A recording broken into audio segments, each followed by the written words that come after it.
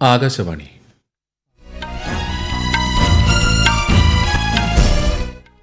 നമസ്കാരം. വാർത്തകൾ വായിക്കുന്നത് Sudhin Zainuddin.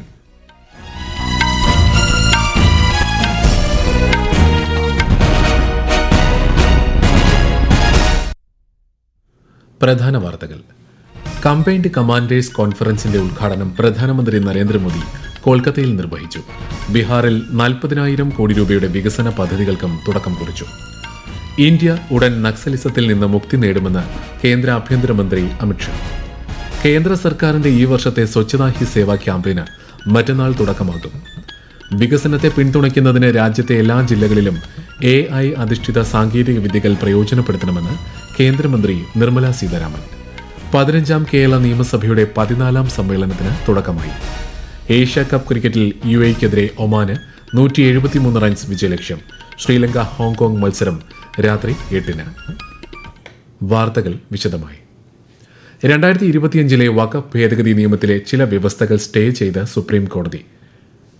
Chief justice BR Gavai, justice Augustine George Masih എന്നിവർ ഉൾപ്പെട്ട ബെഞ്ചാണ് ഹർജി പരിഗണിച്ചത്. 5 വർഷത്തോളം ഇസ്ലാം മത വിശ്വാസം പിന്തുടരുന്നവർക്ക് മാത്രമേ വഖഫ് നൽകാൻ കഴിയൂ എന്ന നിയമത്തിലെ വ്യവസ്ഥ സംസ്ഥാന സർക്കാരുകൾ ചട്ടങ്ങൾ രൂപീകരിക്കുന്നതുവരെ പരമോന്നത കോടതി സ്റ്റേ ചെയ്തു. സർക്കാർ ഭൂമി കയ്യേറി വഖഫിലേക്ക് മാറ്റിയിട്ടുണ്ടോ എന്ന തർക്കം തീർപ്പാക്കാൻ സർക്കാരിന്റെ നിയുക്ത ഉദ്യോഗസ്ഥനെ അനുവദിക്കുന്ന വ്യവസ്ഥയും സ്റ്റേ ചെയ്തിട്ടുണ്ട്. എന്നാൽ വഖഫ് ബോർഡുകളിൽ അമുസ്ലിം അംഗങ്ങളെ നാമനിർദ്ദേശം ചെയ്യാൻ അനുവദിക്കുന്ന വ്യവസ്ഥ കോടതി സ്റ്റേ ചെയ്തിട്ടില്ല. ഇന്ത്യൻ നഗരങ്ങളെ വളർച്ചയുടെ എഞ്ചിനുകളായി മാറുകയാണെന്ന് പ്രധാനമന്ത്രി നരേന്ദ്രമോദി. കേന്ദ്രമന്ത്രി ഹർദീപ് സിംഗ് പുരിയുടെ ലേഖനത്തിന് മറുപടിയായി സമൂഹമാധ്യമത്തിലാണ് ശ്രീ മോദി ഇക്കാര്യം പറഞ്ഞത്. സർക്കാരിന്റെ കഠിനമായ പരിശ്രമങ്ങൾ, വൃത്തിയുള്ള തെരുവുകൾ, മികച്ച ഭവനങ്ങൾ, വേഗതയേറിയ മെട്രോകൾ, ഹരിത നഗരങ്ങൾ എന്നിവയ്ക്ക് വഴിയൊരുക്കുന്നുണ്ടെന്നും പ്രധാനമന്ത്രി ചൂണ്ടിക്കാട്ടി. ദേശീയ വികസനത്തിനായി നഗരങ്ങളെ വളർച്ചയുടെ എഞ്ചിനുകളായും അഭിമാനത്തിന്റെ പ്രതീകങ്ങളായും കണക്കാക്കുന്നതിനെക്കുറിച്ച് ലേഖനത്തിൽ പറയുന്നു. സർക്കാർ GST നിരക്ക് ഗണ്യമായി കുറച്ചതോടെ നിത്യോപയോഗ സാധനങ്ങളുടെ വില കുറയുമെന്ന് പ്രധാനമന്ത്രി നരേന്ദ്രമോദി. ബീഹാറിലെ പൂർണിയയിലെ ഷീഷാബാദി മൈതാനത്ത് പൊതുയോഗത്തെ അഭിസംബോധന ചെയ്യുകയായിരുന്നു പ്രധാനമന്ത്രി. ബീഹാർ, പശ്ചിമ ബംഗാൾ, അസം എന്നീ മേഖലകളെ നുഴഞ്ഞുകയറ്റക്കാരിൽ നിന്ന് മോചിപ്പിക്കാൻ NDA സർക്കാർ പ്രതിജ്ഞാബദ്ധമാണെന്നും ശ്രീ മോദി പറഞ്ഞു. പൂർണിയ ജില്ലയിൽ 40,000 കോടി രൂപയുടെ വികസന പദ്ധതികൾക്ക് പ്രധാനമന്ത്രി തുടക്കം കുറിച്ചു. കർഷകർക്ക് ഏറെ പ്രയോജനം ചെയ്യുന്ന ദേശീയ മഖാന ബോർഡിന്റെ ഉദ്ഘാടനവും ശ്രീ മോദി ഇന്ന് ബീഹാറിൽ നിർവഹിച്ചു. കമ്പൈൻഡ് കമാൻഡേഴ്സ് കോൺഫറൻസ് പ്രധാനമന്ത്രി നരേന്ദ്രമോദി കൊൽക്കത്തയിൽ ഉദ്ഘാടനം ചെയ്തു. ഓപ്പറേഷൻ സിന്ദൂറിന്റെ വിജയത്തിനും രാഷ്ട്ര നിർമ്മാണത്തിലും സായുധസേന വഹിച്ച പങ്കിനെ പ്രധാനമന്ത്രി ചടങ്ങിൽ പ്രശംസിച്ചു. കരസേനയുടെ ഈസ്റ്റേൺ കമാൻഡ് ആസ്ഥാനമായ വിജയ് ദുർഗിലാണ് 3 ദിവസത്തെ സമ്മേളനം നടക്കുന്നത്. വിവിധ സായുധസേനാ വിഭാഗങ്ങൾക്കിടയിലെ ഏകോപനം, സാങ്കേതിക പുരോഗതി, ആധുനികവൽക്കരണം എന്നിവ സംബന്ധിച്ച ചർച്ചകൾ ഇതിന്റെ ഭാഗമായി നടക്കും. വികസനത്തെ പിന്തുണയ്ക്കുന്നതിന് രാജ്യത്തെ എല്ലാ ജില്ലകളിലും AI അധിഷ്ഠിത സാങ്കേതിക വിദ്യകൾ പ്രയോജനപ്പെടുത്തണമെന്ന് കേന്ദ്രമന്ത്രി നിർമ്മല സീതാരാമൻ. നിർമ്മിത ബുദ്ധിയുടെ ദ്രുതഗതിയിലുള്ള വളർച്ചയ്ക്കൊപ്പം നിയന്ത്രണങ്ങളും അനിവാര്യമാണെന്ന് അവർ പറഞ്ഞു. വികസിത ഭാരതത്തിനായുള്ള AI പദ്ധതിയെയും ഫ്രോണ്ടിയർ ടെക് റിപ്പോസിറ്ററിയെയും കുറിച്ചുള്ള നിതി ആയോഗിന്റെ റിപ്പോർട്ട് ന്യൂഡൽഹിയിൽ പുറത്തിറക്കുകയായിരുന്നു കേന്ദ്രമന്ത്രി. നിർമ്മിത ബുദ്ധിയുടെ ഉപയോഗത്തിൽ ജനങ്ങൾ ജാഗ്രത പാലിക്കണമെന്നും ശ്രീമതി നിർമ്മല സീതാരാമൻ നിർദ്ദേശം നൽകി. We need to have a greater understanding that AI probably is capable of giving us in situ solutions without having to remove people from where they are, but give them the solutions which has been waiting for decades. We need better cities to live, and therefore I'm very insistent that AI should help us give solutions for better city urban areas which exist and for newer urban centers that we may plan. India ഉടൻ നക്സലിസത്തിൽ നിന്ന് മുക്തി നേടുമെന്ന് കേന്ദ്ര ആഭ്യന്തരമന്ത്രി അമിത്ഷാ. വടക്കൻ ഝാർഖണ്ഡിലെ ബൊക്കാറോ മേഖലയിൽ നിന്ന് Naxalism പൂർണ്ണമായും ഇല്ലായ്മ ചെയ്യപ്പെട്ടതായി അദ്ദേഹം പറഞ്ഞു. 1 കോടി പാരിതോഷികം പ്രഖ്യാപിച്ചിരുന്ന കുപ്രസിദ്ധ നക്സൽ കമാൻഡർ സഹദേവ് സോറൻ ഉൾപ്പെടെയുള്ള നക്സലുകളെ സുരക്ഷാസേന വധിച്ചതായി ശ്രീ അമിത്ഷാ സമൂഹമാധ്യമത്തിൽ കുറിച്ചു. ഹസാരിബാഗിലെ നക്സൽ വിരുദ്ധ പ്രവർത്തനങ്ങളിൽ CRPF-നെയും പോലീസിനെയും കേന്ദ്രമന്ത്രി അഭിനന്ദിച്ചു. കേന്ദ്ര സർക്കാരിന്റെ സ്വച്ഛതാ ഹി സേവ 2025 ക്യാമ്പയിന് മറ്റന്നാൾ തുടക്കമാകും. ഈ വർഷത്തെ ക്യാമ്പയിൻ സ്വച്ഛോത്സവ്, ശുചിത്വത്തിന്റെ ഉത്സവമായി ആഘോഷിക്കും. കേന്ദ്രമന്ത്രിമാരായ മനോഹർ ലാലും CR പാട്ടീലും ന്യൂഡൽഹിയിൽ സംയുക്തമായി നടത്തിയ വാർത്താ സമ്മേളനത്തിലാണ് ഇക്കാര്യം പ്രഖ്യാപിച്ചത്.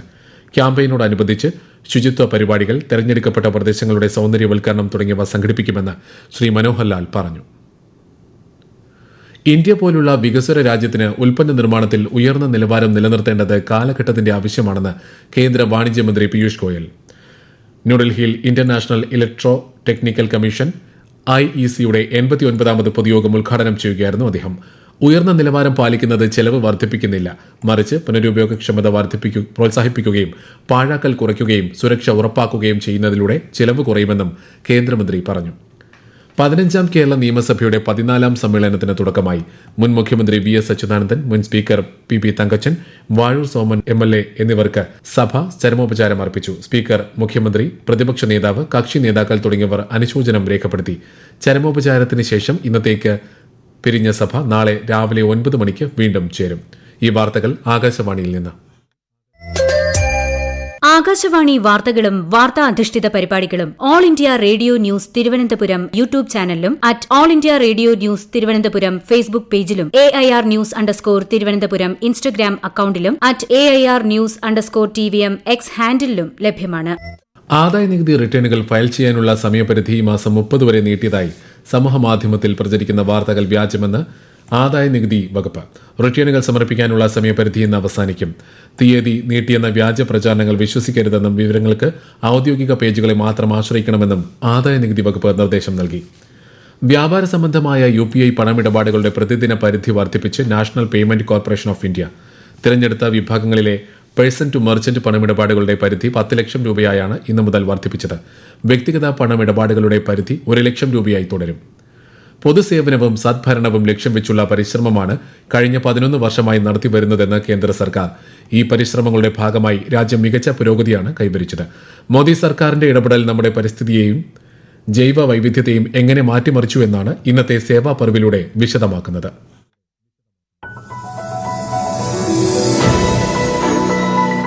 Project tiger, project lion, project cheetah എന്നിവയിലൂടെ രാജ്യത്തെ ആവാസ വ്യവസ്ഥകളെ ശക്തിപ്പെടുത്തുകയും ഒരിക്കൽ നഷ്ടപ്പെട്ടുവെന്ന് കരുതിയിരുന്ന ജീവിവർഗങ്ങളെ പുനഃസ്ഥാപിക്കുകയും ചെയ്തു. भारत की धरती पर चीता लौट आए हैं और मैं ये भी कहूंगा कि इन चीतों के साथ ही भारत की प्रकृति प्रेमी चेतना भी पूरी शक्ति से जागृत हो उठी है. कुनो नेशनल पार्क में जब चीता फिर से दौड़ेंगे तो यहाँ का ग्रासलैंड इकोसिस्टम फिर से रिस्टोर होगा, बायोडायवर्सिटी और बढ़ेगी. ഏക് പേഡ് മാ കെ നാം ക്യാമ്പയിനിലൂടെ 142 കോടിയിലധികം മരങ്ങൾ നട്ടുപിടിപ്പിച്ചിട്ടുണ്ട്. ഒപ്പം വനവിസ്തൃതി ക്രമാനുഗതമായി വികസിച്ചു.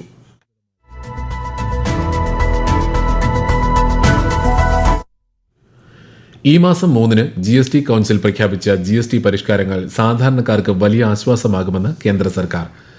2500 രൂപയിൽ കൂടാത്ത വിൽപ്പന മൂല്യമുള്ള പാദരക്ഷകളുടെ GST 12-ൽ നിന്ന് 5% കുറച്ചിരിക്കുന്നത്. മരം, കല്ല്, ലോഹങ്ങൾ എന്നിവ കൊണ്ട് നിർമ്മിച്ച വിഗ്രഹങ്ങളുടെ നികുതി നിരക്ക് 5% കുറച്ചു. ഗ്ലാസ് പ്രതിമകൾ, ഇരുമ്പ്, അലുമിനിയം, പിച്ചള, ചെമ്പ് എന്നിവ കൊണ്ടുള്ള കലാസൃഷ്ടികൾക്കും സമാനമായ കുറവ് വരുത്തിയിട്ടുണ്ട്. ഏഷ്യ കപ്പ് ക്രിക്കറ്റിൽ UAEക്കെതിരെ ഒമാന് 173 റൺസ് വിജയലക്ഷ്യം. ആദ്യം ബാറ്റ് ചെയ്ത UAE 20 ഓവറിൽ 5 വിക്കറ്റ് നഷ്ടത്തിൽ 172 റൺസ് എടുത്തു. ഇന്നത്തെ രണ്ടാം മത്സരത്തിൽ ഹോങ്കോങ്ങിനെതിരെ ടോസ് നേടിയ ശ്രീലങ്ക ഫീൽഡിംഗ് തെരഞ്ഞെടുത്തു. രാജ്യത്ത് ആദ്യമായി എല്ലാ ജനകീയ ആരോഗ്യ കേന്ദ്രങ്ങളിലും സ്ത്രീ പ്രത്യേക ക്ലിനിക്കുകൾ ആരംഭിക്കാനൊരുങ്ങി കേരളം. ക്ലിനിക്കുകളുടെ സംസ്ഥാനതല ഉദ്ഘാടനം തിരുവനന്തപുരം പള്ളിത്തുറ ജനകീയ ആരോഗ്യ കേന്ദ്രത്തിൽ നാളെ മന്ത്രി വീണ ജോർജ് നിർവഹിക്കും.